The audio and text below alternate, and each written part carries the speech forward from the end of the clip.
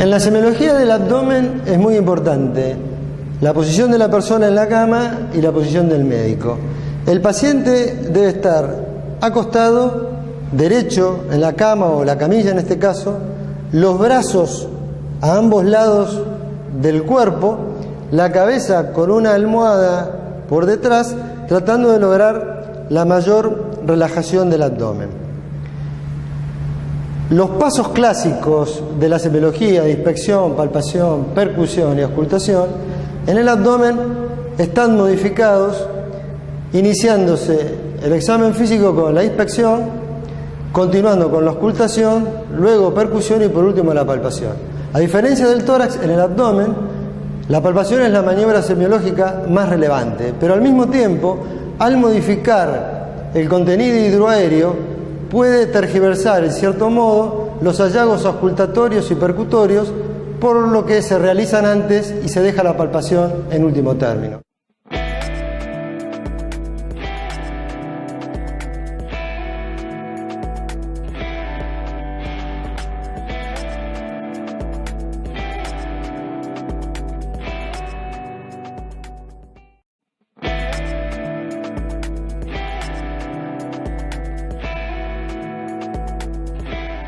Clásicamente se divide el abdomen en 9 regiones que permiten de esa manera identificar la localización de distintas anormalidades o sintomatología.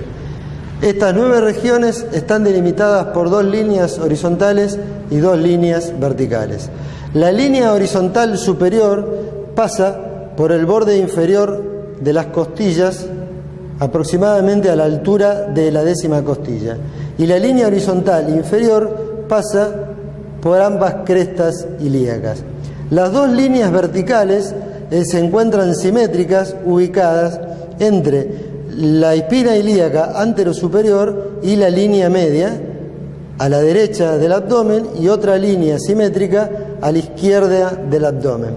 De esta manera quedan delimitados los 2 hipocondrios izquierdo y derecho, la zona epigástrica, los 2 flancos izquierdo y derecho y la zona umbilical, y las 2 fosas ilíacas izquierda y derecha y la zona hipogástrica.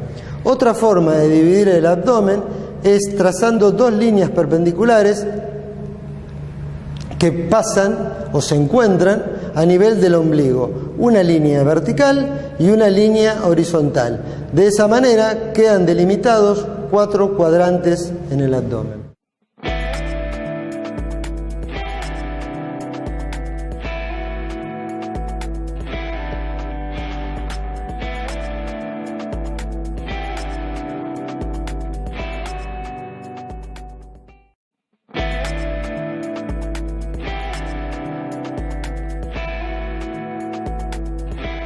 En primer término, se realiza la inspección del abdomen. La inspección del abdomen considera su forma, que normalmente es plano hacia arriba y ligeramente abovedado hacia abajo. El abdomen distendido, conocido como abdomen globoso, en esta situación adquiere particular importancia la percusión del abdomen, porque permite diferenciar sus 2 grandes causas, o líquido intraabdominal, la ascitis, o contenido aéreo. En el abdomen distendido o globoso, que hay un abovedamiento generalizado, es importante la inspección del ombligo. En la ascitis de larga data, el ombligo suele ser procidente hacia afuera, en cambio, en el abdomen distendido por contenido aéreo, el ombligo está hundido en el centro del abovedamiento o la distensión.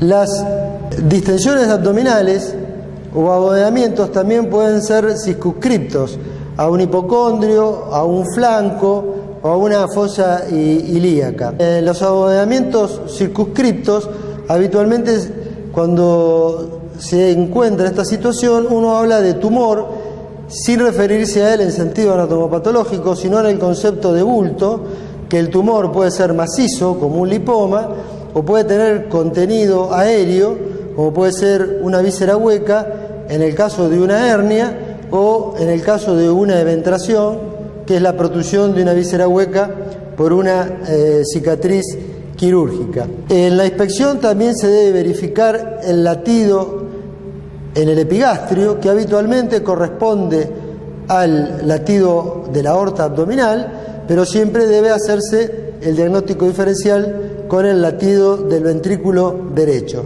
También en la inspección, en la zona centroabdominal, pueden observarse normalmente ondas peristálticas en algunos individuos delgados, pero cuando éstas se acompañan de dolor, deben hacer sospechar la presencia de una obstrucción intestinal. Y por último, hay que observar la piel del abdomen. En la piel del abdomen es muy importante la distribución del vello, fundamentalmente en el hombre. El vello pubiano tiene forma romboidal.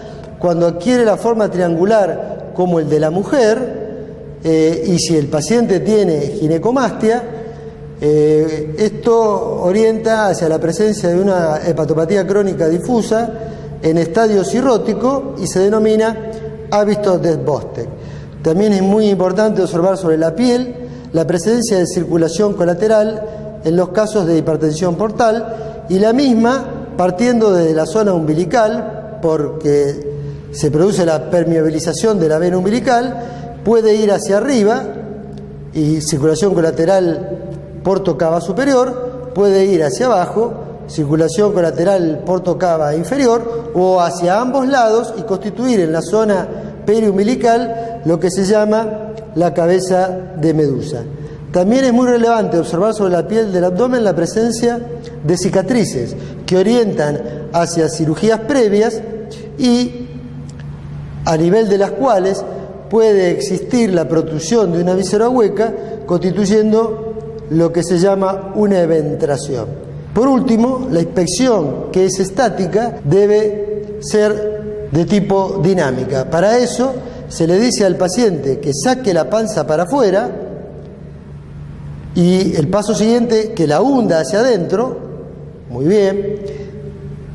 Ahora, normalmente, ¿para qué sirve la expresión dinámica? La expresión dinámica sirve para poner de manifiesto situaciones que en la inspección estática, me refiero a abovedamientos circunscriptos o localizados, o cuando chupa la panza hacia adentro, la aparición de masas que normalmente no habían sido percibidas por la inspección, y confirmar qué ocurre con abovedamientos localizados cuando el paciente hace la inspección dinámica, por ejemplo en el caso de una hernia, que aumenta el volumen de la hernia, o aparece, sobre todo sobre la línea mediana, una protrusión que no estaba en la inspección estática y que hace referencia a una hernia de la línea media por diástasis de los rectos.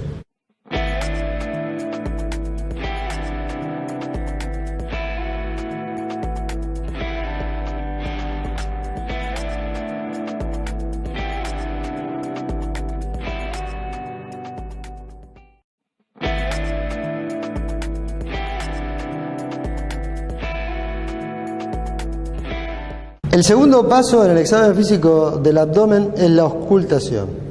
En la auscultación debe auscultarse todo el abdomen, porque si bien lo más jerarquizado es la auscultación de los ruidos hidroaéreos, hay otros hallazgos que vamos a referir más adelante que también son importantes. La identificación de los ruidos hidroaéreos a través del estetoscopio se realiza colocando el estetoscopio en la zona centroabdominal y percibiendo los ruidos hidroaéreos normales, que habitualmente son continuos, entre 5 y 30 por minuto. Lo importante en la auscultación del abdomen es, a través de la experiencia, reconocer cuando los ruidos hidroaéreos están aumentados o disminuidos. Están aumentados y acompañados de dolor cólico en el caso del hilio obstructivo. Están disminuidos y acompañados de dolor continuo en el caso de la peritonitis, y están disminuidos y sin dolor en el caso del hilio paralítico.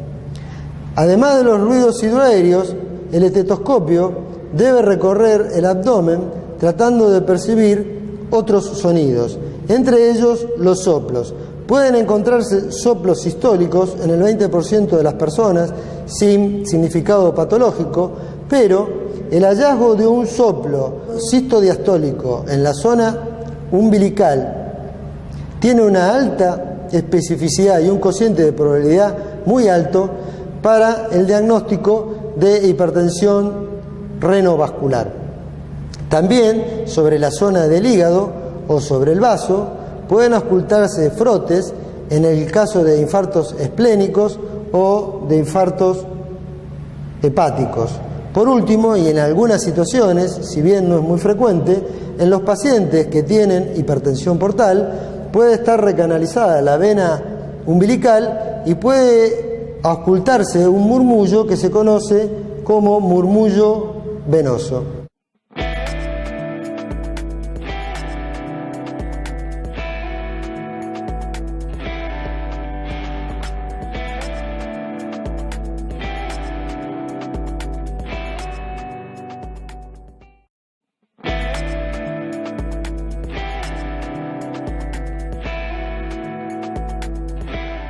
La percusión abdominal, a diferencia de la percusión en el tórax, se realiza un solo golpe percutorio, porque como el sonido es más amplio y prolongado, el segundo golpe apagaría al anterior. La técnica es, empezando desde el apéndice sifoides, de manera radiada hacia el hipogastrio. De manera radiada hacia el hipogastrio, tratando de cubrir toda la superficie abdominal. En la percusión del abdomen, el sonido que habitualmente se detecta es un sonido timpánico, que es más intenso en el hemiabdomen inferior y menos intenso en el hemiabdomen superior por la presencia de las vísceras macizas. También se debe percutir en el abdomen la proyección torácica del abdomen en el hipocondrio izquierdo, que se conoce como espacio semilunar de Traube, y está limitado a la izquierda por el vaso, a la derecha por el lóbulo izquierdo del hígado, por arriba por el corazón y por debajo por la arcada costal. La percusión en este espacio, si bien se encuentra en el tórax, la sonoridad tiene que ser timpanismo. Cuando está ausente este timpanismo, los límites recién referidos orientan hacia la patología que puede estar presente: esplenomegalia, hepatomegalia del lóbulo izquierdo, derrame pericárdico, o el timpanismo de esta zona se debe a la cámara gástrica del estómago, y un tumor del techo gástrico puede hacer desaparecer este timpanismo. Si bien en esta instancia no lo vamos a hacer, forman parte de la percusión del punto de Castell para la evaluación semiológica del vaso y la percusión del límite superior hepático para la evaluación semiológica del hígado. Pero sin duda, donde la percusión adquiere particular relevancia en la presencia de distensión abdominal. En estos casos, la percusión permite identificar si la distensión se debe a aumento de contenido aéreo, con lo cual va a estar exacerbado el timpanismo, o a la presencia de líquido libre, con lo cual la obtención del sonido va a ser matidez. En estos casos, el líquido libre en la cavidad abdominal se denomina ascitis, y al realizar la percusión, la ascitis podrá ser detectada siempre y cuando tenga suficiente volumen como para permitir que en la percusión radiada yo obtenga una matidez de límite cóncavo hacia arriba, porque el líquido está desplazado hacia los bordes inferiores. Esto es un dato semiológico importante porque yo puedo obtener matidez con la percusión radiada con una convexidad hacia arriba. Estos casos en el hombre forman parte del síndrome prostático y deben hacer sospechar una gran dilatación de la vejiga. Y en el caso de la mujer puede ser un tumor de ovario o la presencia de un embarazo. Repitiendo, la percusión radiada con concavidad hacia arriba, en el caso de que haya un volumen de líquido intraabdominal habitualmente mayor de 1 litro, permite sospechar la presencia de ascitis. Existen otras 3 maniobras complementarias para el diagnóstico de ascitis. La primera de ellas es la maniobra de la onda ascítica.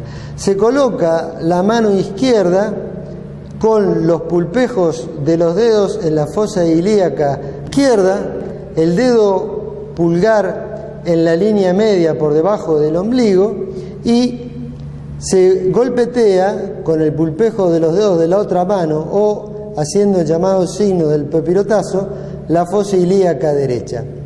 El dedo pulgar bloquea la onda que va por la superficie, y si hay líquido en la cavidad, los pulpejos de los dedos de la mano izquierda van a percibir esa onda intraabdominal por desplazamiento del líquido. La segunda maniobra requiere la presencia de hepatomegalia, porque consiste en aplicar los dedos de la mano derecha perpendiculares sobre el abdomen, aplicados sobre la superficie del hígado, y a través de un golpe de presión sumergirlo en el líquido ascítico, semejando la sensación que genera el hundimiento de un cubo de hielo en un vaso de agua. Por último, la tercera maniobra es la maniobra que tiene mayor sensibilidad y especificidad, y es la maniobra de la matidez desplazable. Si el paciente colocado en decúbito lateral derecho se percute una zona de matidez inferior con un límite que deja por arriba una zona de sonoridad, al colocarlo, por favor, en decúbito lateral izquierdo, se verifica el fenómeno inverso, es decir, de mi abdomen derecho una zona de sonoridad y en el hemiabdomen izquierdo una zona de matidez con un límite superior, lo que significa que el líquido se ha movilizado de un lado hacia otro.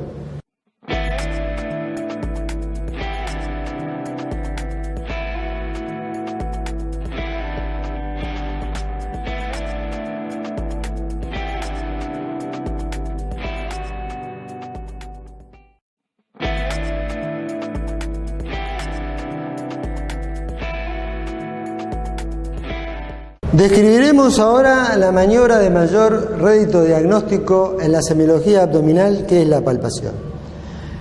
La palpación abdominal puede ser realizada con el pulpejo de un dedo, llamada palpación digital. En estos casos, la palpación digital se utiliza para identificar o explorar los orificios herniarios o para buscar el signo del Godet en la pared abdominal, en los casos de anasarca, o para identificar o buscar los puntos dolorosos abdominales, de los cuales se han descrito una gran cantidad. Solamente voy a mencionar algunos que son relevantes, como el punto de McBurney, que se encuentra en la unión entre el ombligo y la espina ilíaca superior, en la unión del tercio externo con los 2 tercios internos. En este lugar, de esta manera, de manera digital, se explora el dolor al presionar sobre la pared abdominal con la punta de un dedo, y esto es indicativo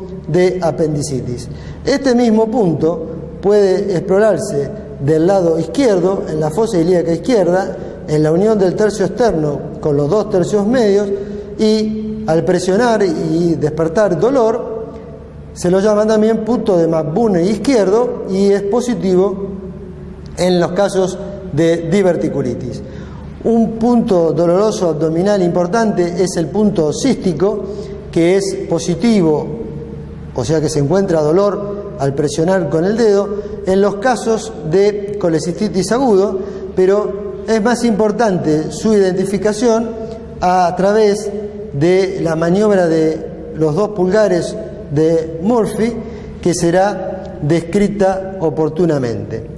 La palpación también puede ser monomanual o la palpación puede ser bimanual. En el caso de la palpación bimanual, las dos manos, como en este caso, exploran una víscera hueca o maciza, o una mano explora y la otra acompaña, mejorando la labor semiológica de la mano que explora.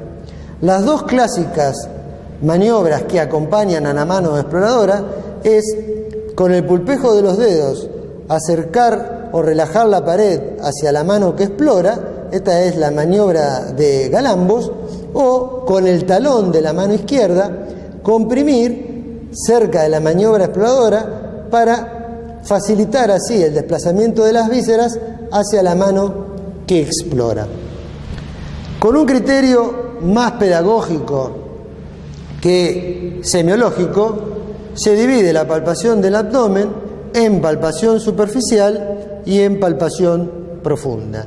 La palpación superficial comprende lo que se llama maniobra de la mano de escultor o de Merlo, que consiste en recorrer suavemente la superficie abdominal con la palma de la mano abierta, de plano, y permite reconocer si existen zonas sensibles al dolor, permite tener un primer contacto con la superficie abdominal, permite relajar la pared abdominal y puede confirmar o aumentar la percepción de zonas sobrelevadas, circunscritas o localizadas, de tumores o abultamientos que fueron verificados por la inspección.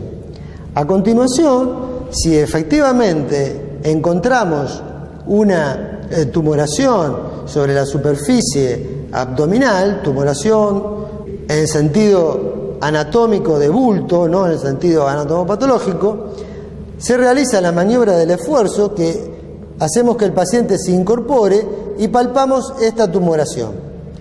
Si al incorporarse el paciente y contraer los rectos anteriores, la tumoración se percibe con más claridad, estaba por delante de los rectos anteriores. Si la tumoración desaparece o se percibe muy débilmente, es porque la contracción de los rectos anteriores la ocultó porque se encontraba dentro de la cavidad. En los casos de un hematoma sobre los mismos rectos anteriores, con la flexión o contracción de los rectos anteriores, la tumoración no va a cambiar sus características semiológicas. En la palpación superficial, lo último que se realiza es la toma de la tensión abdominal. La tensión abdominal se realiza realizando movimientos palpatorios leves, metacarpofalángicos, desde el hipogastrio hacia la zona superior del abdomen, tratando de percibir la resistencia que ofrece la pared abdominal. Siempre desde la zona inferior hacia la zona superior, paralelos a la línea media. Hay menor resistencia en la zona inferior y mayor resistencia en la zona superior por la presencia de las vísceras macizas. Puede ocurrir que al llegar al epigastrio se sienta, con la toma de la tensión abdominal, un gorgoteo o chapoteo gástrico que corresponde a la presencia de líquido retenido en el estómago en el caso de síndrome filórico en fase de atonía. Este chapoteo o bazuqueo gástrico se percibe mejor modificando la maniobra, utilizando la punta de los dedos y generando este tipo de movimiento de hundimiento del epigastrio, lo cual va a magnificar el fenómeno de chapoteo o bazuqueo gástrico que identifica al síndrome pilórico en la fase de atonía. Es importante que cuando uno encuentra dolor o resistencia de la pared abdominal al realizar la maniobra, permite identificar si este dolor es localizado o generalizado. La resistencia o el dolor a la maniobra de la toma de la tensión abdominal, habla de defensa abdominal. Esta defensa abdominal se corresponde a los casos de presencia de peritonitis localizada o generalizada. Este fenómeno puede magnificarse realizando la maniobra de descompresión, es decir, yo palpo profundamente y descomprimo bruscamente. Este dolor generado por la maniobra de la descompresión es bastante característico en muchos casos, aunque no siempre está presente, en el síndrome de compromiso peritoneal conocido como peritonitis. Si el dolor de descompresión es localizado, se lo llama signo de Bloomberg, y si se percibe en todo el abdomen e identifica a la peritonitis generalizada, se lo llama signo de Guénot de Mussy.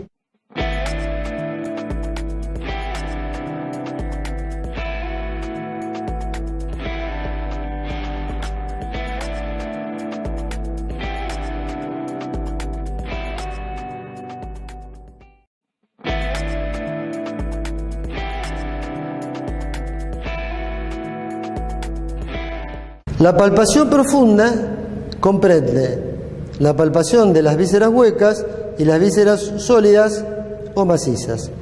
Para la palpación de las vísceras huecas se utiliza una única maniobra que se llama maniobra del deslizamiento de Glenard y Hausmann. ¿En qué consiste?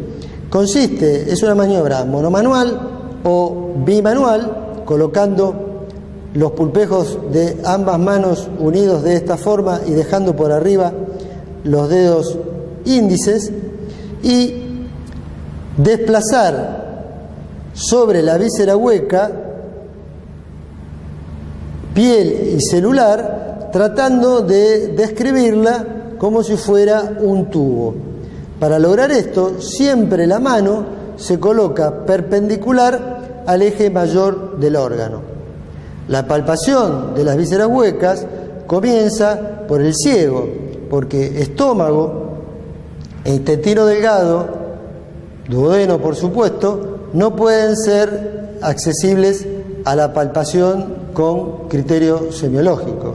Por eso empieza por el colon derecho, específicamente el ciego.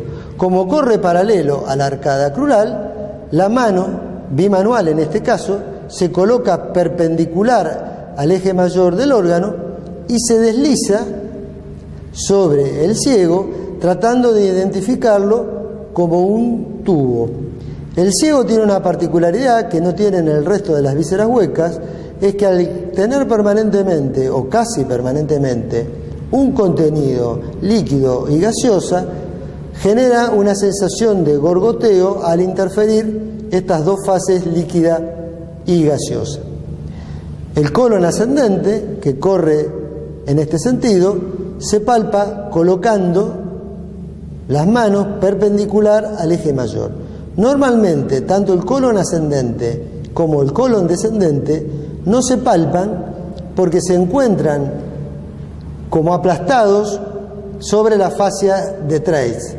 Entonces, ¿por qué se realiza esta maniobra? Precisamente para no encontrar al colon ascendente, porque de encontrar en esta posición una masa, inmediatamente haría sospechar la presencia de un tumor.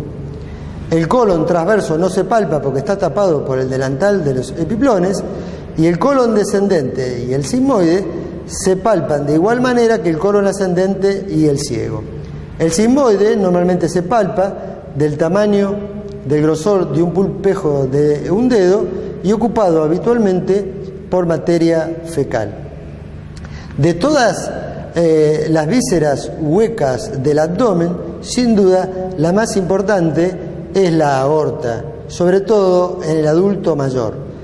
La aorta corre al lado izquierdo de la línea media, termina a nivel umbilical, donde se bifurca en las dos ilíacas, y a mitad de camino se obtiene la emergencia de las arterias renales. En esta zona, por arriba de las renales y a la izquierda de la línea media en el epigastrio, es donde se encuentran más del 90% de los aneurismas abdominales. El aneurisma no da sintomatología hasta que no se rompe, por eso es imprescindible en cualquier persona de más de 50 años buscar sistemáticamente un latido aórtico expansivo que identifica al aneurisma. Como la aorta es un órgano retroperitoneal, la mano que palpa debe hacer mucha presión y pierde sensibilidad. Entonces se utiliza una maniobra complementaria. La mano izquierda se apoya sobre la mano derecha, haciendo presión y dejando libre a la mano derecha para percibir el latido aórtico y tratando de identificar si el latido es expansivo, lo que haría sospechar la presencia de un aneurisma.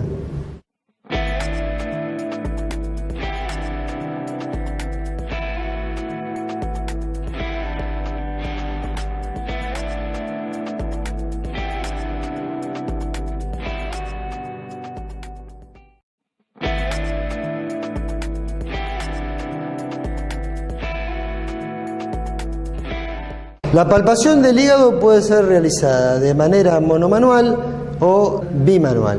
La manera monomanual simple se coloca la mano orientando el pulpejo de los dedos hacia la parrilla costal, comenzando desde la fosa ilíaca derecha por fuera de los rectos anteriores del abdomen, realizando movimientos metacarpofalángicos. Desde la fosa ilíaca derecha, porque el hígado crece en sentido de arriba hacia abajo y puede encontrarse acá el borde hepático en ciertas hepatomegalias muy importantes. Si al llegar al reborde costal no se ha percibido ningún borde, la mano queda sobre el reborde costal al acecho y se le indica al paciente que respire hondo, por favor, tratando de percibir, respire normal, el borde hepático que al tener contacto con el diafragma desciende en inspiración. Cuando el paciente terminó de expirar, se hunde la mano y se toma una nueva posición y se le dice nuevamente que respire hondo, dejando la mano al acecho, hundida, para tratar de percibir el borde hepático. Esto mismo debe realizarse también sobre el epigastrio, ya que el hígado puede aumentar de manera asimétrica su tamaño. Puede existir una hepatomegalia del lóbulo izquierdo del hígado y, al no buscársela sistemáticamente, pasar desapercibida. Lo mismo, venir sobre la línea hemiclavicular, tratando de buscar una hepatomegalia o el borde hepático sobre este lugar. La otra maniobra monomanual de mucha utilidad es lo que se conoce como mano en cuchara. Se juntan los dedos tratando de simular una cuchara y la mano asciende por fuera de los rectos anteriores desde la fosa ilíaca derecha, buscando atrapar el borde hepático como si fuera una cuchara. Nuevamente, al llegar al borde hepático y no percibir o no palpar el borde hepático, se le pide al paciente nuevamente que respire hondo, dejando la mano al acecho, tratando de percibir el borde hepático que se moviliza con la respiración.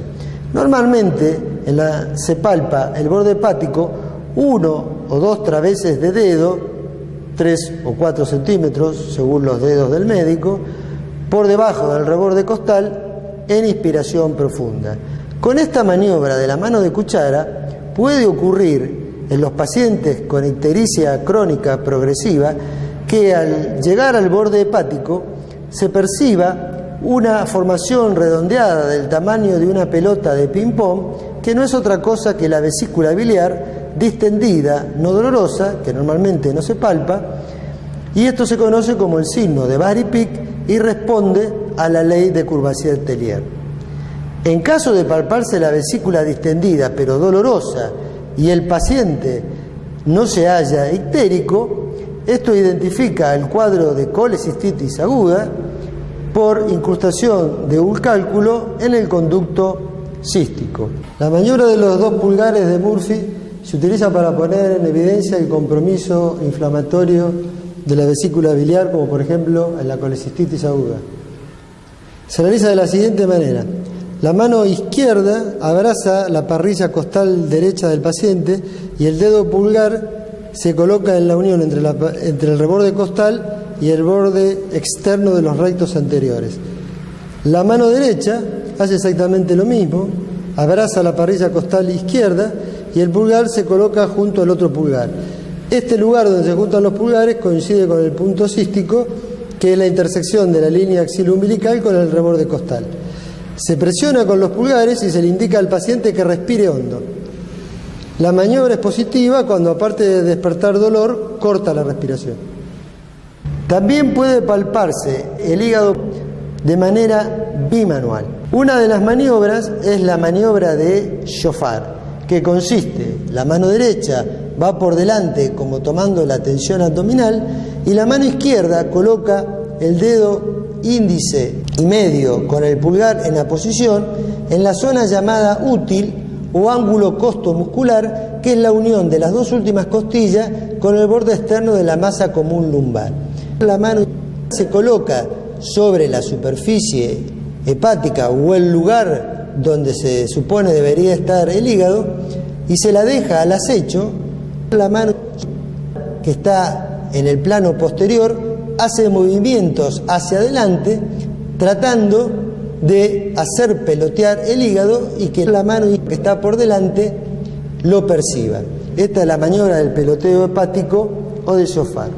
Otra maniobra muy útil es la maniobra del enganche o de Mathieu, en donde las 2 manos unen sus dedos dejando los índices libres, formando una línea que avanza en sentido paralelo al borde hepático, que habitualmente es oblicuo hacia afuera, realizando movimientos metacarpofalángicos, siempre por fuera de los rectos anteriores, tratando de percibir el borde hepático, y cuando se llega al borde costal y no se percibe ningún cambio de resistencia, se deja la mano al acecho y se le pide al paciente que respire profundo. Otra maniobra de utilidad, sobre todo en la palpación de los hígados grasos, es la maniobra de Gilbert, que consiste en colocar la mano izquierda perpendicular al borde hepático y la mano derecha paralela al borde hepático, realizando movimientos metacarpofalángicos ascendiendo en busca del borde hepático. Esta maniobra aumenta la sensibilidad porque hay 2 manos palpando en sentido perpendicular. La mano izquierda engancha y la mano derecha toma de costado el borde hepático. Si el hígado se palpara, no significa que el paciente tiene hepatomegalia. Para hablar de hepatomegalia se debe determinar el borde hepático por palpación y el límite superior hepático por percusión. Se percute sobre la línea hemiclavicular, descendiendo, buscando el cambio de la sonoridad respiratoria por matidez o submatidez. Ahí se traza una línea que identifica al límite superior hepático. Entre esta línea y el borde inferior hepático palpatorio no debe haber más de 12 centímetros, lo que identifica a la hepatomegalia. Porque si el hígado está basculado o descendido, el límite superior también desciende con el borde inferior y en esos casos no habría hepatomegalia. Siempre que se palpe el borde hepático hay que definir sus características, si es doloroso, si no es doloroso.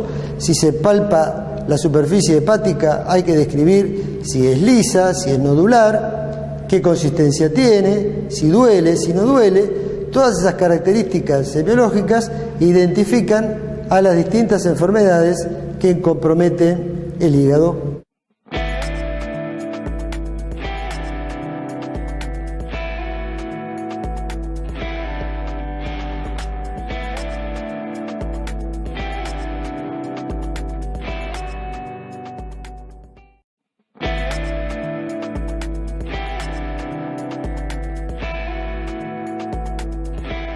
La palpación del vaso puede ser realizada desde la derecha o desde la izquierda del paciente, en dos posiciones, en decúbito dorsal o en posición intermedio lateral.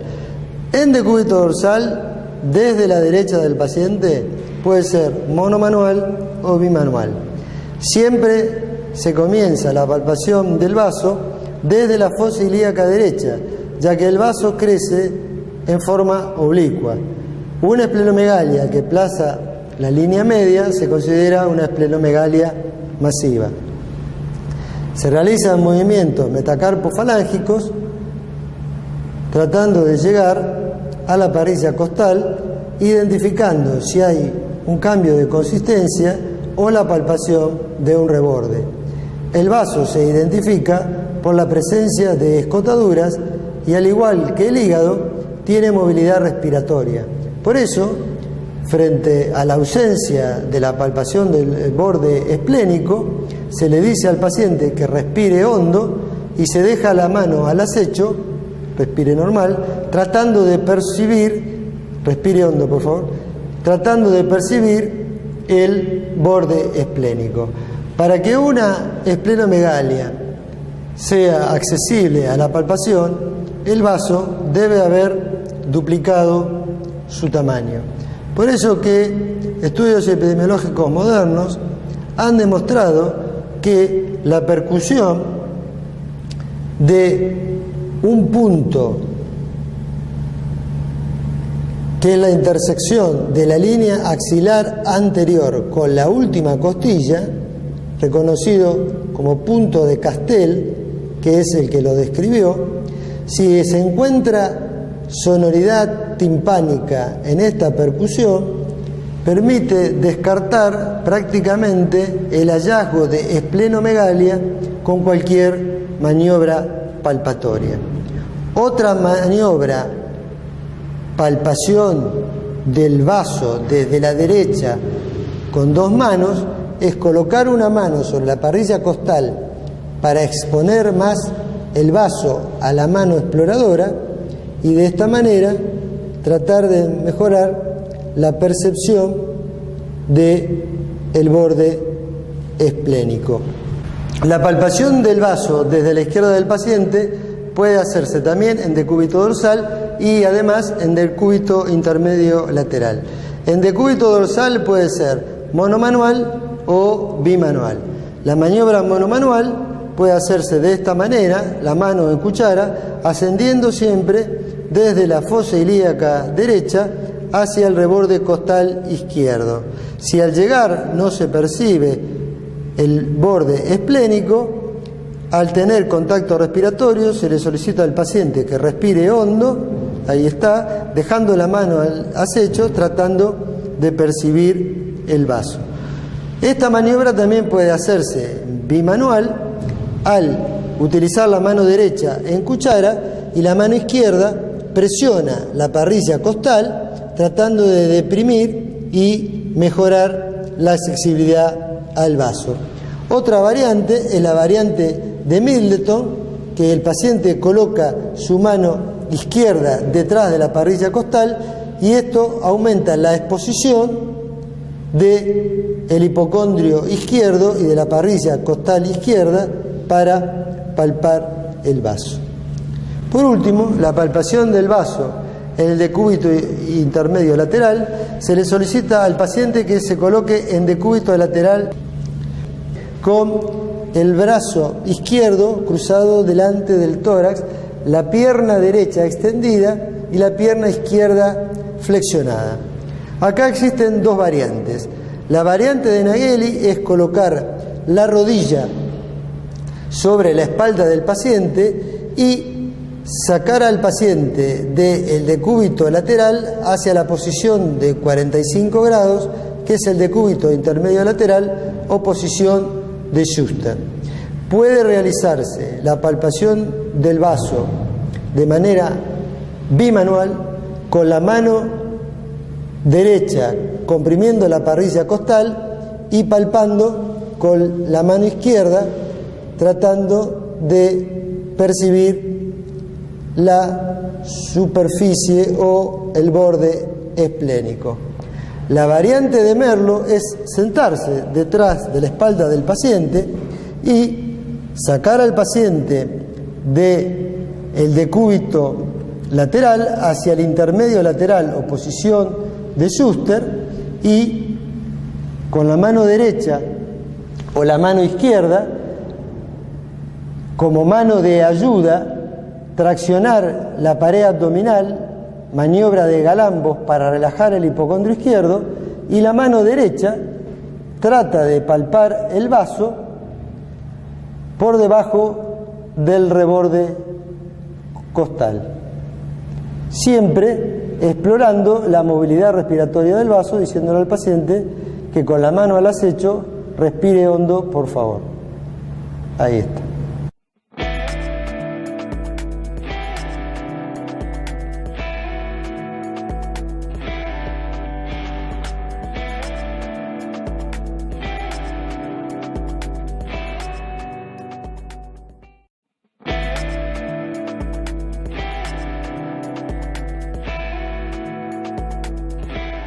La palpación del riñón se realiza con la técnica de Guyon. Es una palpación bimanual. El riñón se palpa con la mano homolateral, el riñón izquierdo con la mano izquierda y el riñón derecho con la mano derecha.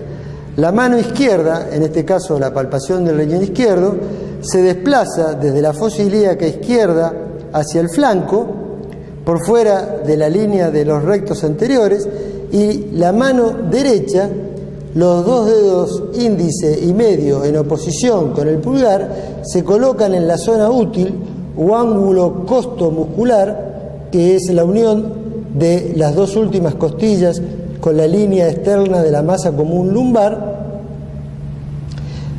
tratando de percibir la mano que está por delante, el peloteo que genera los dedos que están por detrás y movilizando al riñón. Normalmente el riñón no se palpa, en algunas circunstancias puede llegar a palparse el polo inferior del riñón izquierdo. Del otro lado se realiza una maniobra similar para el riñón derecho, invirtiendo las manos. La semiología renal se completa realizando la maniobra de la puño-percusión lumbar, que sobre la zona de proyección renal se percute con el canto cubital de la mano o con el puño en ambos lados, tratando de despertar dolor, el cual se encuentra presente cuando hay distensión de la cápsula renal o inflamación de la cápsula renal, como en los casos de pielonefritis aguda.